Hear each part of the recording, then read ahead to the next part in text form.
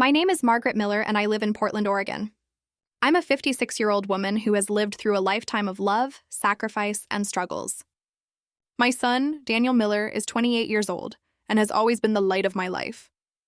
But as he grew older, things between us began to change in ways I never expected. What hurt the most was the day he looked me in the eyes and told me I was too ugly to attend his wedding. That day is carved into my heart forever. But before I share that painful moment, let me take you back to the beginning, to a time when Daniel was just a little boy. And I was the happiest mother in the world. The early years when Daniel was born, I thought my life had found its purpose. I held him in my arms and whispered promises that I would always protect him, love him, and give him the life he deserved. His father, Richard Miller, was a kind but busy man. He worked long hours as an architect in downtown Portland, while I stayed home, dedicating myself to raising Daniel. Daniel was a joyful child. He had his father's hazel eyes and my dark brown hair. I would read him bedtime stories every night, even when he was too tired to stay awake. He used to place his tiny hand on my cheek and say, "Mom, you're beautiful." Those words were like music to my soul. I never cared about appearances. I wasn't glamorous or fashionable like other mothers, but I had a heart full of love. I cooked his favorite meals, baked cookies when he had friends over, and attended every school play and sports event. I cheered the loudest when he scored goals in soccer, even when other parents looked at me for being too loud. Life takes its toll as. The years went on, life started wearing me down. Richard's job kept him away most of the time, and eventually he moved out of our lives after our marriage ended. I was left to raise Daniel on my own. Money was tight.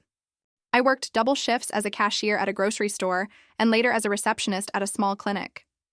I didn't have time to take care of myself the way other women did.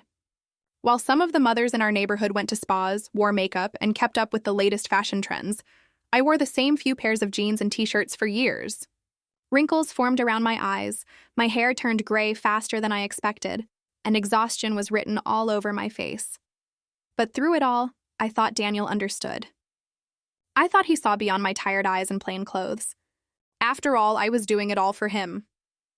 The distance grows. When Daniel went to high school, something started to change. He became more conscious of appearances.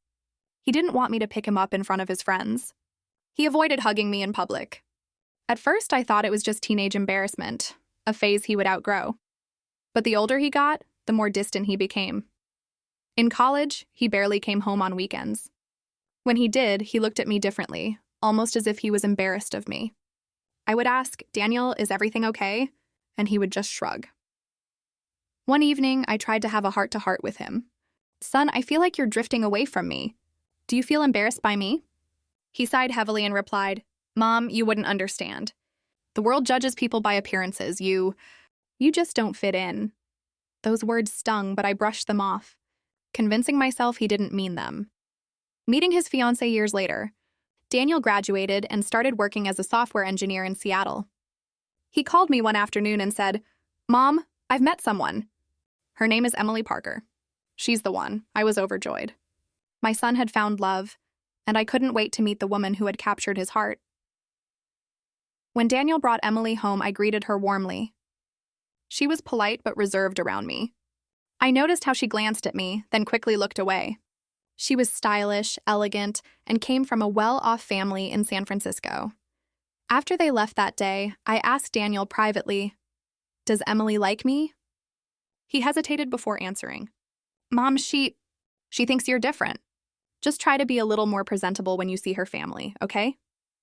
His words cut deep, but I promised I would try. The shattering moment, months later, Daniel and Emily got engaged.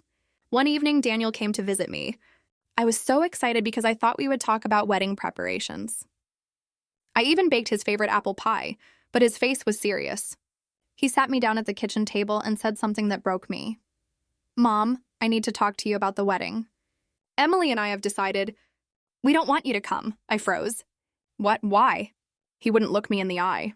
"Because, Mom, you just don't look right. You're not presentable. You're too old-fashioned. Emily's family is very particular, and I don't want them to judge us. I don't want people whispering about how my mom looks." Tears welled up in my eyes. "Daniel, are you saying I'm too ugly to attend my own son's wedding?" He didn't answer. His silence was louder than words. letting him smile. One last time. That night, I cried harder than I ever had in my life.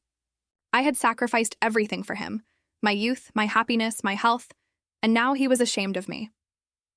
On the day of the wedding, I stayed home. I looked at the mirror, at my wrinkled face and tired eyes, and whispered, "This is what a mother looks like after giving everything." I had the invitation in my hands, but I didn't go. Instead, I wrote Daniel a letter and slipped it into his jacket pocket the night before, when he stopped by to pick up something he'd left at home. In the letter, I wrote, "Daniel, my dear son, I may not be beautiful in the way the world defines beauty, but every wrinkle on my face is a story of sacrifice for you. Every gray strand of my hair is from the nights I stayed awake to comfort you. Every scar, every tired line is proof of my love. If my presence makes you unhappy on your wedding day, then I will give you the gift of my absence.